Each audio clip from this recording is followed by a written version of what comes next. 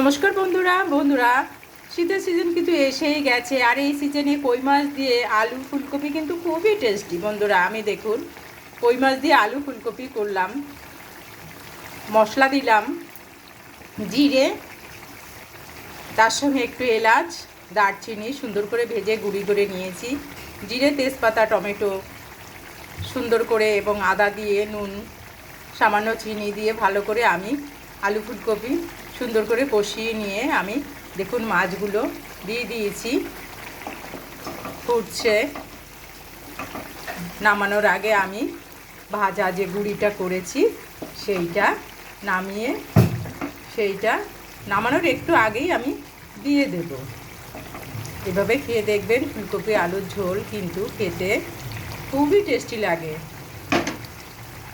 এবার আমি একটু ঢেকে দেব। নমস্কার।